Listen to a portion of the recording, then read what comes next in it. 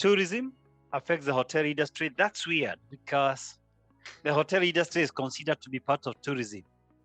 But basically, I mean the flow of tourists, whether domestic or international, does affect directly, including travel advisories and seasons. Number two, politics. There is a time I went to Egypt just after the unrest that was in Egypt in 2011, just after they ousted Hosni Mubarak. And the price of hotels was like 1/10 of the usual price. Politics dramatically affect tourism. The hotel industry is affected directly by politics. Number three is the economy. That has a direct impact because often than not, especially when you're talking about tourism, not conferencing, people take the hotel industry as a luxury. Vacations are the first things to be sliced off the budget of many families. But even when it comes to conferencing, both the government and the private sector, the first casualty when there is a tight budget is training. People tend to cut down on conferencing. Then competition. Can I ask you, who are now the main competitors of the hotel industry? And I'm not talking about tourism industry. I'm talking about the hotel industry. Guest houses, hotels, and lodgings. What is the main competition these days? Airbnbs. Another one? Airbnbs, and there is something else. Very common in Nairobi, very common in Mombasa. Come on, guys. What else is affecting the hotel industry and guest houses and lodges? Who are their other competitors besides Airbnbs? Yeah, the serviced apartments. And also homestays, I agree, the serviced apartments, yeah. Now, of course, pandemics, I don't know whether this is what informed Nyambura to ask us to do this topic, but COVID-19 deliberately directly affected the hotel industry and any other contagious disease. This pandemic has affected the hotel industry than anything we could ever foresee in the last 100 years. That said, I want to share with you some 7 things to be able to cope with changing times and remain relevant in the hotel industry. So if you join the training today, let me just remind you today's focus is exclusively the hotel industry, and I made it clear in my announcements. So we are going to delimit ourselves to lodges, guest houses, and the hotel industry. Now, there is only one slide. I used hotels in Kenya, and I'll tell you the reason when we reach there. So all the other pictures, I deliberately used hotels from other countries to avoid any complaint about giving undue credit or leverage or advantage to any hotel over the other. So the hotels you're going to see except in one slide. And when we reach that slide, I'll let you know why that particular slide, I used a picture of Kenyan hotels. So this morning, I want us to look at location, facility, services, booking, number 5, values, 6, partnerships, and number 7, growth. Let's start with location. Now, there are many things that can attract people to your hotel. Some hotels, they are located deliberately because of the jungles, the wildlife, the national parks, because tourists want to see the migration of the wildebeest or the big 5 in Africa. Some hotels are deliberately located at the beaches because, like for me, when I lived in Kenya, I mean, if it's Mombasa, I just wanted Christmas to be in Mombasa because of the beaches. They are some of the most beautiful beaches on this planet. Sometimes hotels have to be in the city center because we have a conference going on and guys are coming from all over the world.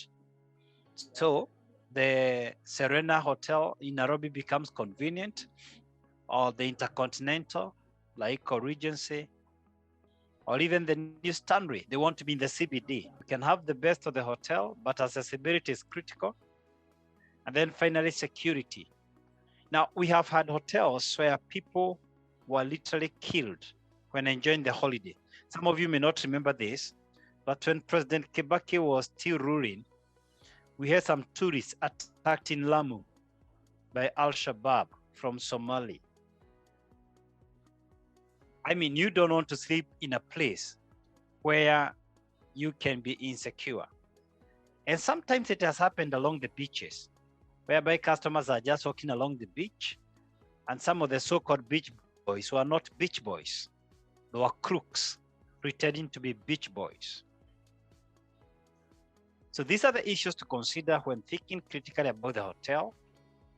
Location. Number two, the facility. Now, there are many things we can discuss about the facility, but let me first discuss 3 R's. 3 R's. The reception, the rooms, and the restaurant. Can I ask you, let's talk. Now, whether you're in the hotel industry or not, all of us have been customers in a certain hotel. Have you ever gone to book a hotel and the way the reception looked like, you canceled and you had to drive to another place? You stopped everything you were doing, just the way the reception looked like, the way the receptionist was talking, and you knew that you're not going to sleep there.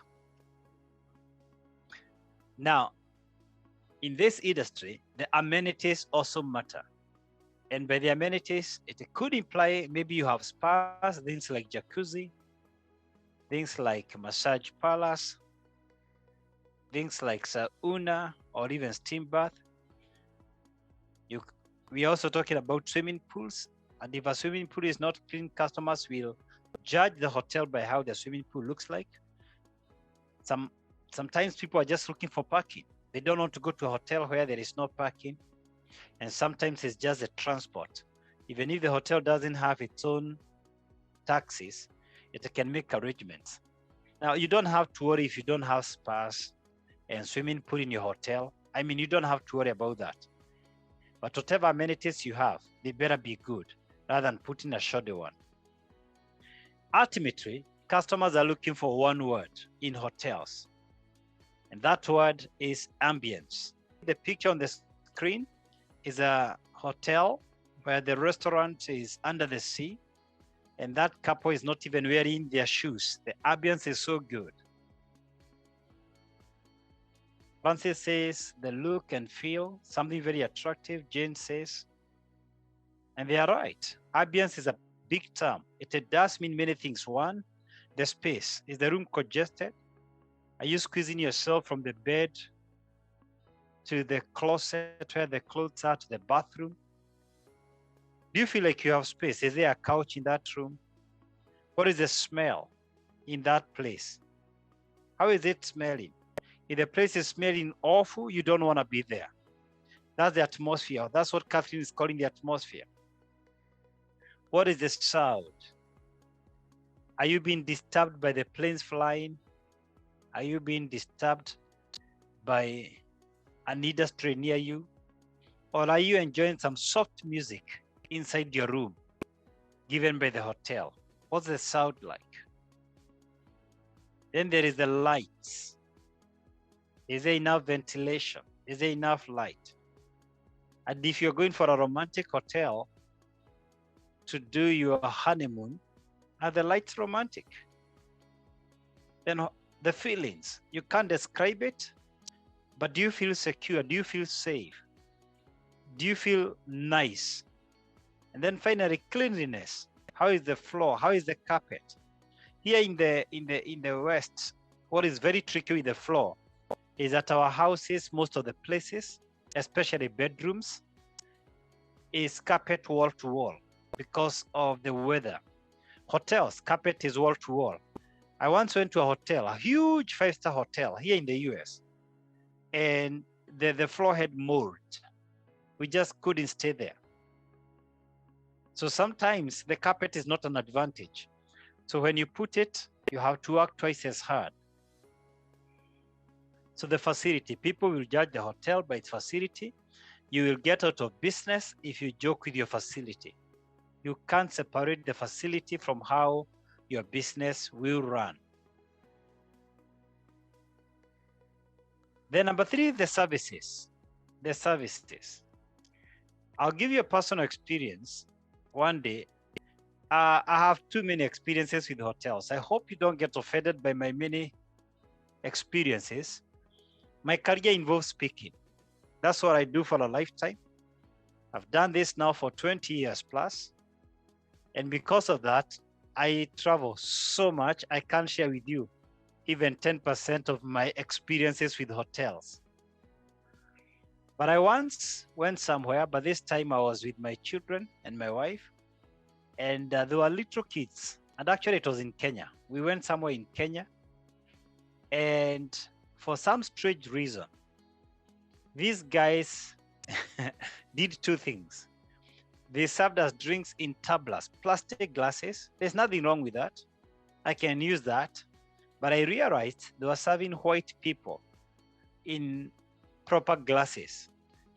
And I didn't take it kindly. I didn't mind if that's what they were using for everyone. But I minded the fact that they were using different standards for different employees. And I couldn't stand it. And I had to call even the MD because I knew him. Because I felt this is not tolerable, at least not in my home country. We can't allow that when we are at home.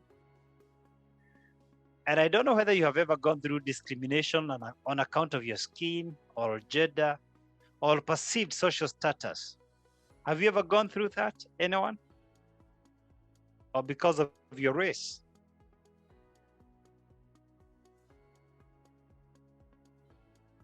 I can see some hands raised. Joan Mativo has gone through that.